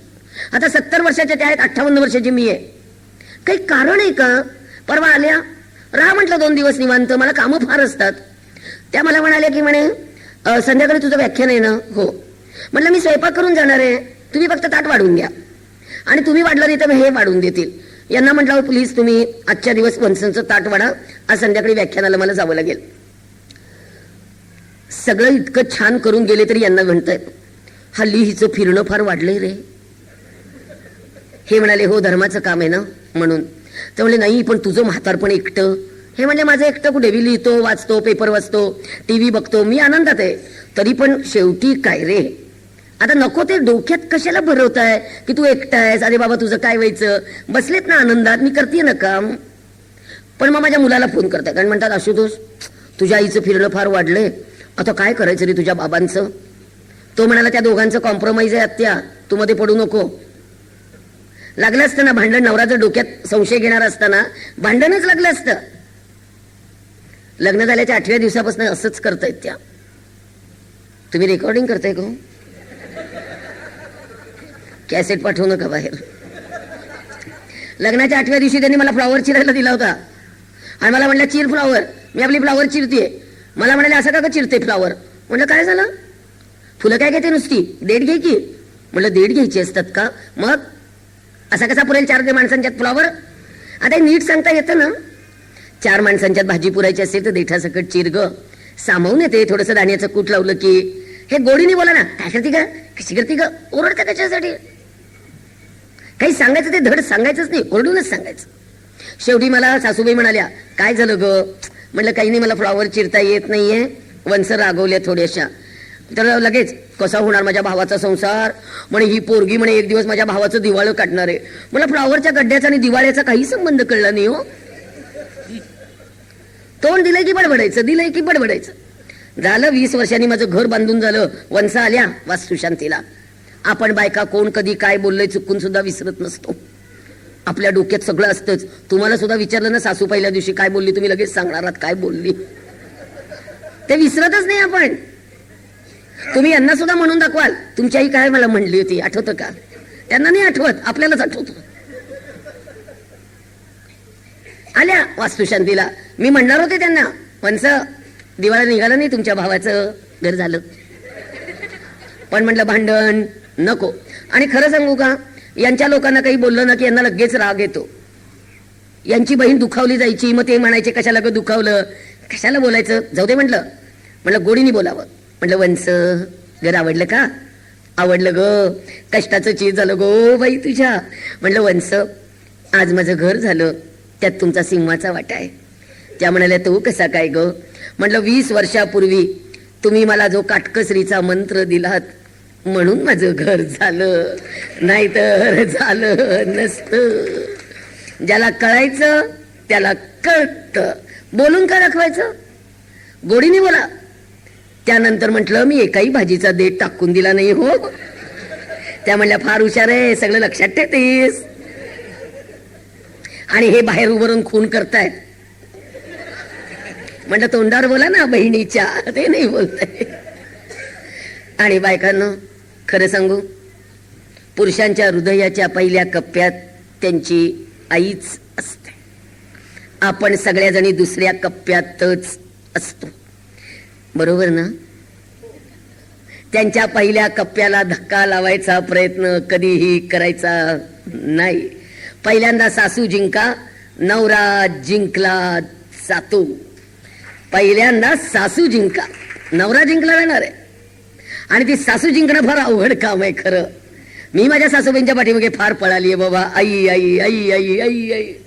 शेवटी त्यांना कळलं पोरगी फार चांगली, आपल्यावर फार प्रेम करते. त्यामुळे मग नवऱ्याला कळलं, नवऱ्याने माझ्यावर फार प्रेम केलं. फक्त फिरायला नेलं नाहीच एवढंच. पण त्याचं काही कधी आयुष्यात दुःख झालं नाही. आता मीच इतकी फिरतेय, ते घरात आहेत. पण या सगळ्याचा भाग एकच की आपल्याला आनंदाने जगता आलं पाहिजे. सगळी नाती सोपी करा ग, सगळी नाती सोपी करा.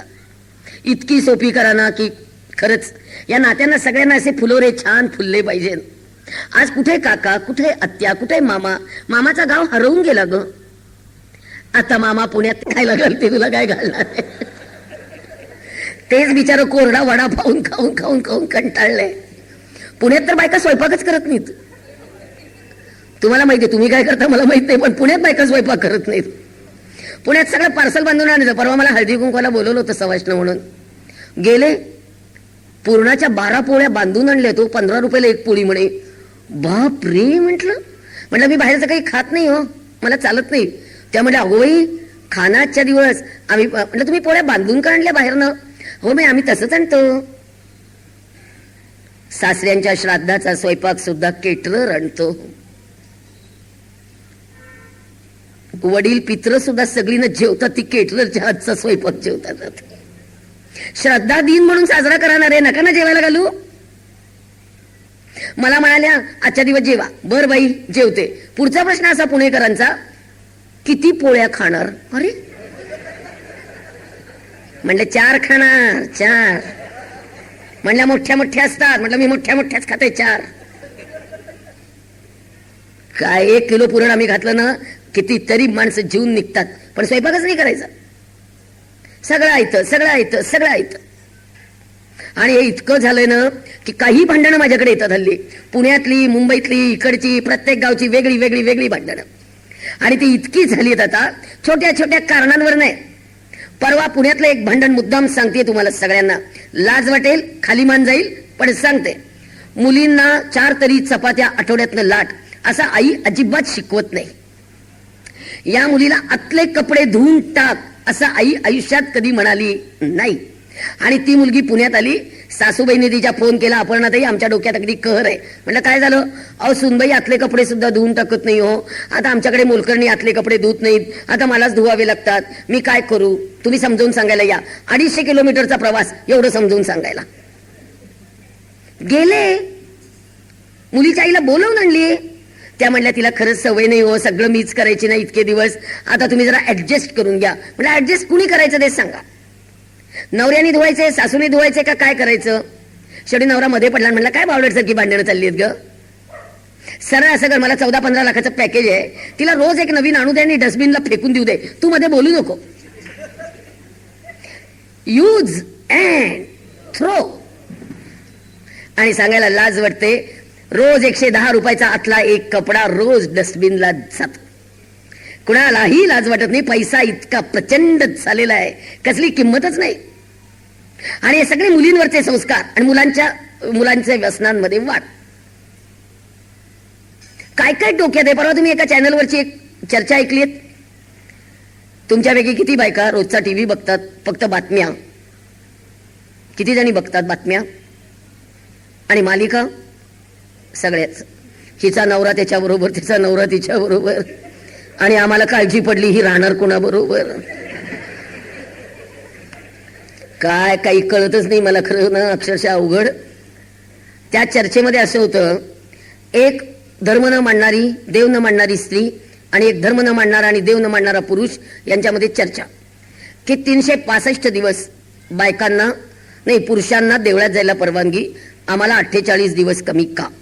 स्त्री पुरुष समानतेच्या काळात 48 दिवस आम्हाला देवळात जायला मिळालं, म्हणजे मिळायला पाहिजे 365 दिवस. 48 दिवस आम्ही मांडणार नाही. ही चर्चा चॅनलवर. काही गरज नाही. या पोरींच्या डोक्यात इतक्या गोष्टी भरवतं हे चॅनल. तीच गोष्ट झाली माझ्या मुख्याध्यापिका असलेल्या मैत्रिणीच्या घरात. गणपती बसले, लक्ष्मी बसली, पूजा चालली आहे. सुनेची अडचण होती. माझी फक्त मैत्रीण सुनेला म्हणाली, तुझी अडचण आहे, तुझं बेडरूम स्वतंत्र आहे, तू आतमध्ये येऊ नको, तुला मी तुझ्या बेडरूम मध्ये ताट पोचवते. एकदा सवाष्ण ब्राह्मण कुमारिका जेवली की तुला ताट आतमध्ये येते, तू बाहेर येऊ नको, तू पाळ. ती म्हणाली की नाही माझ्या म्हणे कधीच मी पाळलेलं नाहीये, आणि मी MBBS डॉक्टर आहे, मला माहिती आहे याच्यात अशौच काही नाहीये, याच्यामध्ये काही वाईट नाहीये, हे शास्त्र आहे, मी घरात फिरणार. त्या म्हणाल्या मग असं कर, गौरी गणपती होतपर्यंत तू आईकडे जा. तुझ्या आईकडे नाही की नाही पाळत? माझ्या आईला का म्हणालात पाळत नाही म्हणून? अगं पाळत नाही म्हणजे गणपती नाही ना, हा वाद. शेवटी ती मुलगी गणपती बसल्यावर आरती झाली, सगळ्या मंत्र पुष्पांजली झाली, नैवेद्य दाखवला आणि ती आतमध्ये शिरली. तिने गणपतीला हात लावला, डोक्यावर जास्वंदीचं फूल वाहिलं आणि म्हणाली, बघू तुझा गणपती आता काय करणार आहे ते. मी म्हणते धर्म बाजूला ठेव, श्रद्धा बाजूला ठेव, देव बाजूला ठेव, सासूच्या भावना तरी महत्वाच्या मान. अक्षरशः त्या सासूच्या हातातलं निरांजन खाली पडलं, ती गदबदली आणि मी तिच्या आईला निरोप पाठवला संध्याकाळी, या बाई येऊन भेटून जा. तिच्या आई म्हणाली आमचं कर्म फुटलं, ऑर्थोडॉक्स घरात पोरगी दिली, MD डॉक्टर नवरा आहे, जावई, ऑर्थोडॉक्स घरात काय दिली पोरगी? हे सगळ्या गोष्टी पाळायला नको. या सगळ्या कारणांसाठी या पोरींचं शिक्षण अतिच झालेलं आहे. मी तुम्हाला खरं सांगते, अति उच्च विद्या विभूषित पोरी आता घरात नीटपणे राहायला तयार नाहीत. मग माझ्या मनात प्रश्न आहे, कुटुंब व्यवस्था ढासळायला बायकांचं शिक्षण कारणीभूत आहे का? करा विचार. बरे होतं आम्ही घरात होतो, बरी होती माझी आई घरात होती.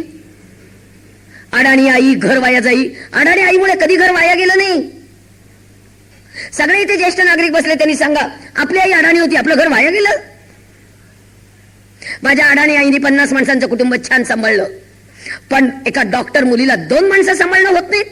मग कुणाला अडाणी म्हणायचं, तिला का हिला? कुणाला अडाणी म्हणूया? कपडे तर असे घालतात त्या सासऱ्यांच्या समोर, त्या सासऱ्याची किंमत नाही, त्या दिरांची किंमत नाही. बरमुड्यावर हिंडतायत लग्न झालेल्या पोरी घरात, शिकवायला गेलं की पुन्हा आमच्याच अंगावर ओरडणार.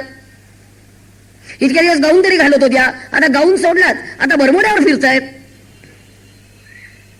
म्हणजे त्या सासऱ्याची पण किंमत नाही, कुणाच्या शिकवायचं नाही.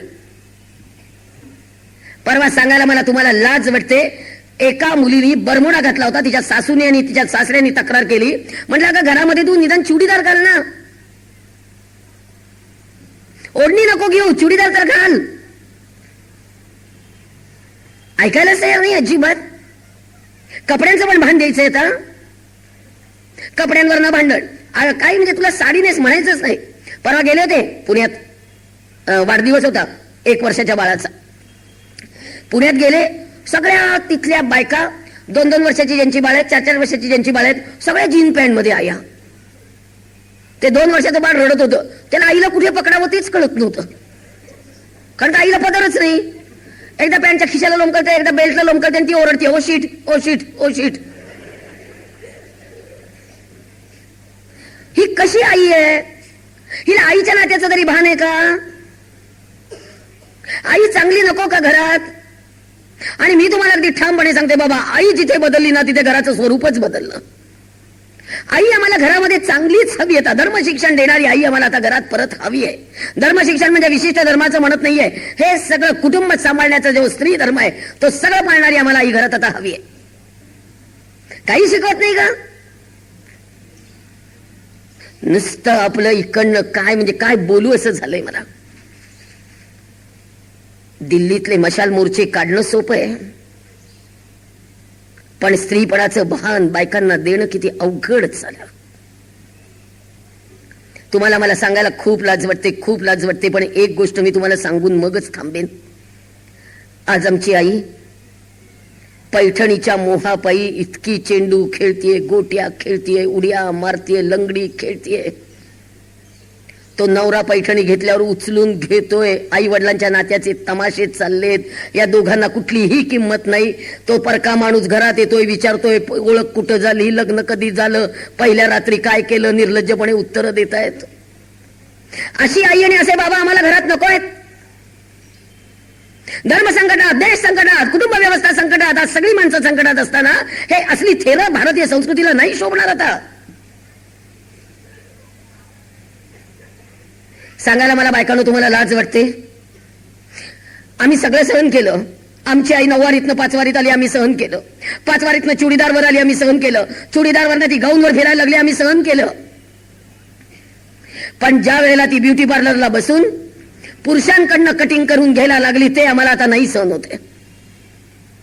मोठ्या मोठ्या मॉल्सला या उच्च विद्या विभूषित सोफिस्टिकेटेड बायका, या घरातल्या चांगल्या घरातल्या आया पुरुषांकडनं कटिंग करून घेत आहेत, मसाज करून घेत आहेत, पुरुषांकडनं वॅक्सिंग करून घेत आहेत. काय करायचं या आयांचं? द्या उत्तर. काय करणार आहेत मुलींवर संस्कार आणि काय करणार आहेत मुलांवर संस्कार? सगळीकडे जाऊन आली मी, नंदुरबार पासून गडिंग्लज पर्यंत, जळगाव, सगळीकडे मोठ्या मोठ्या मॉल्सला या बायका स्वतः मसाज पुरुषांकडनं करून घेत आहेत. काय करायचं या आईचं? तुम्हाला कल्पना आहे ही? मुंबईत राहताय, माझ्यासारख्या खेड्यात आलेल्या बाईने हे सगळं सांगू नये तुम्हाला, पण याला सगळ्याला जबाबदार तुम्ही आहात. तुमचा धाक नाहीये घरात, तुमची आदरयुक्त भीती नाहीये घरात. कर्त्या पुरुषांची भीती घरामध्ये आदरयुक्त असलीच पाहिजे. भारतीय संस्कृती पुरुष प्रधान आहे.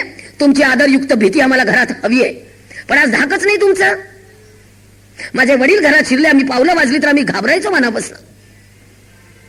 तुमचं काय मत आहे ग? पुरुषांची आदरयुक्त भीती घरात हवी का नको? मुंबईतले आहात, हो का नाही? मोठ्यांदा बोला. हवी आहे. लहान वयात वडिलांची भीती असलीच पाहिजे, तरुण वयात भावाची भीती असलीच पाहिजे, लग्न झाल्यावर नवऱ्याची आदरयुक्त भीती असलीच पाहिजे, आणि म्हातारपणी माझ्या वयात कर्त्या मुलांची आदरयुक्त भीती असलीच पाहिजे. आणि भारतीय कुटुंब व्यवस्थेला पुरुषांची आदरयुक्त भीती असल्याशिवाय घर पण येणार नाही. ते घर पण संपवलंय आपण. आज मला सांगायला खूप लाज वाटते या सगळ्या गोष्टींची. आणि आज मी प्रत्यक्ष काम करते म्हणून अक्षरशः मी रोज 100 म्हाताऱ्या माणसांना रोटरीच्या अन्नपूर्णा योजनेतनं घरपोच डबे जातात, ज्यांना मुलं जेवायला घालत नाहीत. आज इतक्या माणसांना मी जेवायला घालतीये संस्थेमध्ये. रोज 75 वर्षाचे काका रोज संस्थेत रडत येतात, रोज संस्थेत. पोटात अन्नाचा कण नसतो, पोटाला हात लावून रडत येतात. घरी आल्यावर मी मुद्दाम घरी गेले रडतात का बघायला. 58,000 रुपये पगार असलेला बँकेतला अधिकारी मुलगा आणि आदर्श शिक्षिका पुरस्कार मिळालेली सून, दोघं मिळून एका बापाला जेवायला घालत नाहीत. काय करायचं त्यांचं? हिचा आदर्श शिक्षिका पुरस्कार गाडू का जमिनीत? अक्षरशः म्हातारा इतका कळवळतो. फ्रीजला कुलूप, स्वयंपाकघराला कुलूप, वरांड्याला कुलूप, सगळीकडे कुलूप. सोलापूरच्या एवढ्या प्रखर उन्हाळ्यात पत्र्याच्या खोलीत म्हातारा मरतो दिवसभर. फॅन सुद्धा बसवत नाहीये मुलगा. काय करायचं हे सांगा. माणुसकीचे हे तमाशे बघायला एकदा या सगळीकडे. मला तर बघवत नाही आता. सोलापूरच्या एका कोपऱ्यामध्ये गेले 25 दिवस एक आई मरतीये. मला तिने निरोप पाठवला, अपर्णाताई मला येऊन बघून जा. मी बघायला गेले. अक्षरशः शेवटचा श्वास घ्यायचा बाकी आता. 1200 रुपये खर्च आहे महिन्याचा.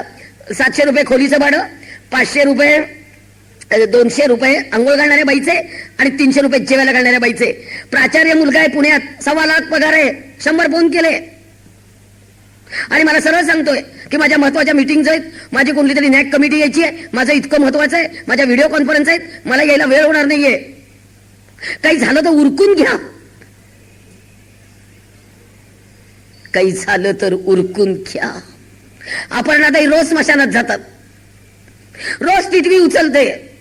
सोलापुरात असले तर अंत्यविधी करते मी म्हाताऱ्यांचे. एक पोर बघायला येत नाही. ही परिस्थिती आहे आता. एवढी नाती पारखी करून टाकली. आई महत्वाची वाटत नाही, वडील महत्वाचे वाटत नाहीत, भावंड महत्वाची वाटत नाहीत. भावंड एवढी पारखी केली, पाठीला पाठ लावून आलेली.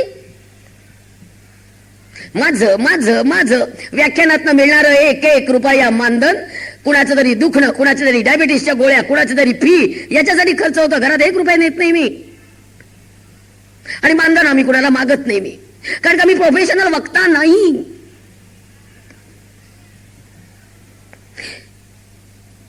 पण नाही मला आई मरताना बघवत. आता ती आई मला विचारते, माझा 14वा नीट करशील का ग? आई होणं पाप असतं का ग? म्हटलं हो, आई होणं पाप आहे. आई होणं निश्चित पाप आहे. काय करणार? सकाळी उठते 5 किलो ज्वारी गोळा करते, दुपारी उठते जुने कपडे गोळा करते, संध्याकाळी उठते डायबिटीसच्या गोळ्या गोळा करते, संध्याकाळी सगळ्या हॉस्पिटलला जाऊन येते.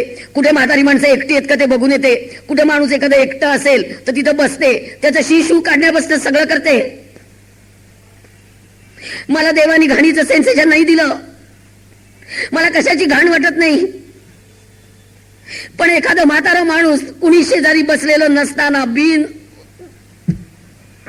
रडायला कुणी नाही, डबा पोचवायला कुणी नाही, या एकदा बघायला. आणि आम्ही मात्र सगळेजण आपापल्या फ्लॅट मध्ये बंद, फ्लॅट सिस्टीम मध्ये राहायला जाऊन सगळी नाती फ्लॅट करून टाकली. हो, अपार्टमेंट मध्ये राहायला जाऊन सगळ्या नात्यांना अपार्टमेंट पडत चालल्या. मी माझं मी माझं मी माझं. याच्या पलीकडे जग असू शकत नाही. त्रास होतो याचा, आणि याचा सगळ्याचा त्रास आता इतका मानसिक व्हायला लागलेला आहे आणि सहन होत नाही आता. परवा एका ब्युटी पार्लरच्या बाईने मला ब्युटी पार्लरच्या उद्घाटनाला बोलवलं होतं. मी स्वतः कधी ब्युटी पार्लरला जात नाही, पण उद्घाटनाला बोलवलं होतं. गेले 350 बायका. म्हटलं बऱ्याच सापडल्यात, सोडायच्या कशाला.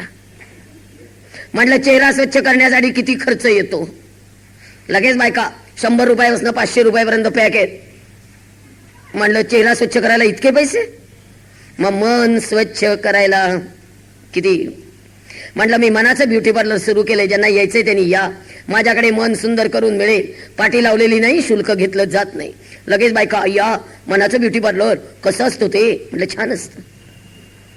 नवऱ्याचा मान ठेवायला शिकवते, सासूवर प्रेम करायला शिकवते, दिराची अडचण लक्षात घ्यायला शिकवते, सगळ्या नात्यांना न्याय द्यायला शिकवते. फेअर अँड लवली लावून चेहरे सुंदर करण्यापेक्षा मन फेअर अँड लवली कसं होईल यासाठी प्रयत्न करा. फेअर अँड लवली मन काढून देता आलं पाहिजे, काढून देता आलं पाहिजे.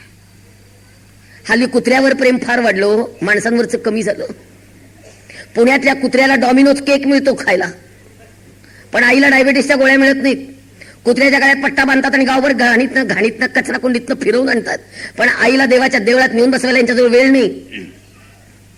त्या विठोबाच्या डोक्यावर ओझं वाढत चाललंय.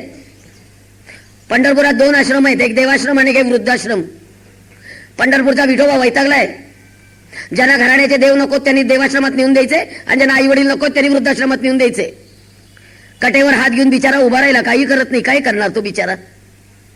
देव सुद्धा नेऊन देत आहेत आता तिथे. यांना देव नकोयत.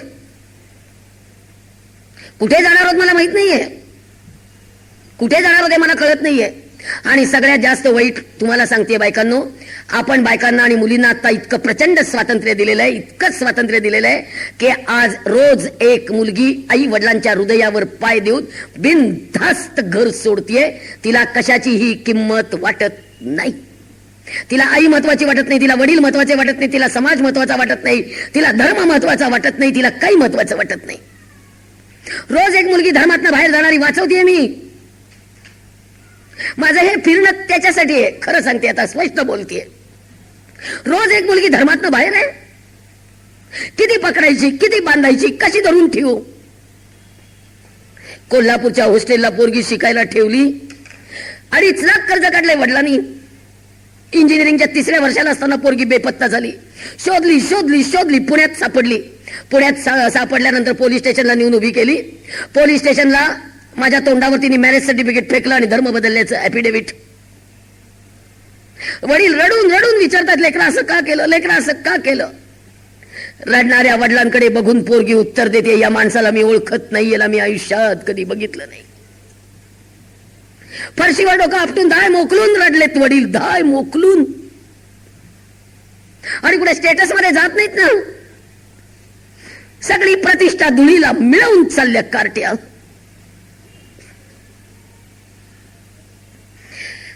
कोट्याधीश बापाची पोरगी, हाताखाली 4 नोकर, बसायला गाड्या, MSc फर्स्ट क्लास पोरगी, दरवाजात आलेल्या भंगार गोळा करणाऱ्या माणसाबरोबर निघून जाते. झोपडपट्टीत राहून बाहेर संडासला तांब्या घेऊन जाते, जिचं बेडरूम स्वतंत्र आहे. आई रोज बघते, हे रोज बघते दृश्यवर्ण. पाया पडते मी, पाया पडते मी. धर्मातनं बाहेर जाऊ नको म्हणून पायावर डोकं ठेवते मी. नाही ऐकत, नाही ऐकत. त्यांना आई वडिलांचं प्रेम सुद्धा महत्वाचं वाटत नाही. काय करू ते सांगा, मला काय करायचं आता ते सांगा, मी कुठलं काम करायचं बाकी राहिलंय ते सांगा. सगळीकडनं मी नाती बांधतीये, सगळीकडनं. सगळेजण म्हणतात की मुलीला प्रेम जास्त असतं, मुलीला प्रेम जास्त असतं. मी तर कुठेच बघितलं नाही हो. इतक्या मुली झाल्यात शिष्ट की त्यांना कुणीच महत्वाचं वाटेना. एक विचारू, पुन्हा घरात बंद होऊया का ग? पुन्हा घरात बंद होऊ बाई, म्हणजे टिकू तरी. पुन्हा घरात बंद होऊया म्हणजे नाती तरी टिकतील. पुन्हा घरात बंद होऊया म्हणजे धर्म तरी वाचेल. द्या उत्तर, सगळ्या प्रश्नांची उत्तर द्या. आणि माझ्या वयाच्या सगळ्या बायकांनो मी तुम्हाला हात जोडून विनंती करते, सवाष्णपणी मरण मागू नका. एकीने चुकून सुद्धा म्हणू नका की मला सवाष्णपणी ने. कारण बाई सुनेच्या राज्यात कोथिंबीर निवडत, पोरस नातवंड सांभाळत, भांडी घासत कशी पण जगू शकते. पण एकट्या पुरुषांना जगणं प्रचंड अवघड आहे. पॅरेलिस झाला, काहीच झालं तर बायको जेवढ्या प्रेमाने करेल तेवढ्या प्रेमाने दुसरं कुणीही करणार. आज केअर सेंटर नामक वृद्धाश्रमात अनेक पुरुष असे बघितलेत ना की ज्यांचं करायलाच कुणी नाही. किडे पडले जखमातनं पण कुणी करत नाही. मला नको असलं मरण. माझ्या मिस्टरांना संधिवाताचा खूप त्रास आहे. ते चालू शकत नाहीत. मी देवाला रोज सांगते की देवा, हा माणूस करारी आहे, स्वाभिमानी आहे, प्रचंड करारी माणूस आहे. हा सुनेच्या राज्यामध्ये अवमान आणि अपमान सहन करून जगणं शक्य नाहीये. माझ्या आधी यांची पालखी जाऊ देत, मी मागणं जायला आनंदाने तयार आहे. काय करू? पुरुषांनो, आमच्या कुंकवाचं तेज तुम्ही, आमच्या तारणकर्तीच्या ऐश्वर्याच्या जरीच्या साडीचा मान तुम्ही, आमच्या हातातल्या बांगड्यांचा आवाज तुम्ही आणि आमच्या पायातल्या जोडव्यांचा आवाज तुम्ही. कर्त्यासारखं वागा बाबा. घरात तुमचा मान राहिला पाहिजे, तुमचा अवमान होऊ नये. आणि भारतीय संस्कृती पुरुष प्रधान आहे, असू दे, काही आनंदाने काढायला तयार आहोत. पण कर्त्या पुरुषासारखं जबाबदारीने घट्ट आदरयुक्त भीतीने राहा बाबा. अशी आदरयुक्त भीती निर्माण करा की तुमच्या धाकाने निदान कुटुंब व्यवस्था वाचेल, तुमचा थोडासा तरी धाक वाटेल. तुमच्यामुळेच वाचणार होत, नाही तर नाही वाचणार आता. आणि सगळ्या बायकांनो, संकल्प करा की मी स्त्री आहे, याचा मला खूप अभिमान आहे. आणि मी स्त्री आहे, जबाबदार आहे, आणि मला घर सांभाळतात चांगल्या पद्धतीने आलं पाहिजे. अशा तऱ्हेनेच मुली घडवा. आता त्यांना संवेदना द्या, त्यांना नम्रता द्या, त्यांचं सुंदर स्त्रीत्व फुलवा ग. त्यांना पुरुषी करू नका. स्त्रीला पुरुष करण्याच्या भानगडीत पडू नका. तिला पुरुष करण्याच्या भानगडीत पडलो ना, तिथे सगळं संपलं बाबा. तिला पुरुष करू नका. तिला मानाने छान जगता येईल इतकं खंबीर स्त्रीत्व सांगा. आणि भारतीय स्त्री फार खंबीर आहे ग, प्रचंड खंबीर आहे. त्यामुळे तिला स्त्रीत्वाचं भान द्या. माझा नंबर तुम्ही सगळ्यांनी लिहून ठेवा. कधी तुम्हाला कसलीही अडचण आली आणि कधी तुम्ही सोलापुरात आलात, तुळजापूरच्या भवानी आईला आलात, कधी अक्कलकोटला जायला आलात, तर तुम्ही घरी या. आमच्या घराला कुलूप लावायची पद्धत नाही, आम्ही कडी लावून गावाला जातो. कारण का आमच्या घरात चोरीला जाण्यासारखं काही नाहीये. आणि आमच्याकडे माझे देव कुणी चोरून नेत नाहीत. कर्मठ वैष्णव ब्राह्मणाचे देव आहेत ते इतके सोळ्याचे आहेत, ते चोरून कुणी नेणार नाही. आणि देव चोरून नेईल अशी कुणाची पुण्याई. त्यामुळे तुम्ही अक्कलकोटला जायला नक्की या. माझा नंबर आहे 93 70 40 49 93 93 70 40 49 93. हा फोन रात्री 1 ते पहाटे 4 एवढाच बंद असतो. बाकीच्या वेळेला चालू असतो. आता चार्जिंगला लावलाय म्हणून बंद असेल. कुणीतरी बघाल आणि म्हणाल की बंद आहे फोन. आता चार्जिंगला लावलाय, रात्रभरचा प्रवास आहे म्हणून. त्यामुळे तुम्ही सगळेजण या. तुळजाभवानी आईला सांगायला या. एकदा या. अनाथ बाळ कशी जगतात आईशिवाय, आणि कसे आई वडील मरतात बाळांच्या शिवाय. या एकदा माणुसकीचे तमाशे बघायला या. मी कदाचित नसेन सोलापुरात, पण घर आहे, नक्की घरी या. सगळ्यांना घरी येण्याचं हार्दिक निमंत्रण. आणि तुळजाभवानी आईला सांगायला या की वाचव आता. तिला दार उघडायला लावा. तिला सांगायला या की आता धर्म संकटात आहे, देश संकटात आहे, कुटुंब व्यवस्था संकटात आहे, आता दार उघड ग, दार उघड. तिला सांगायला या. माझ्या एकटीचा आवाज पोचत नाही, मी काय करू, काय करू मी. माझा एकटीचा आवाज नाही ना पोचत. दार उघड,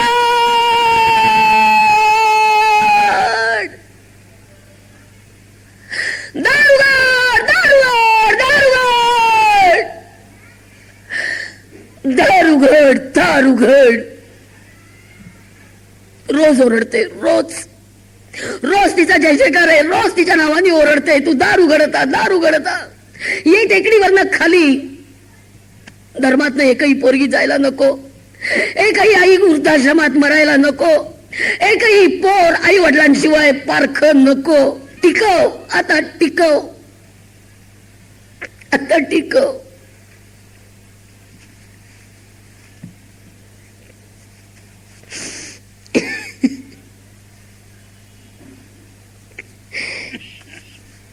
या सगळे जण नक्की. आज मला बोलवलं, मुंबई सारख्या ठिकाणी तुम्ही मला बोलायची संधी दिलीच, माझ्या मनातलं दुःख जाणून घेतलं. खूप धन्यवाद. भेटल्याशिवाय जाऊ नका. नमस्कार.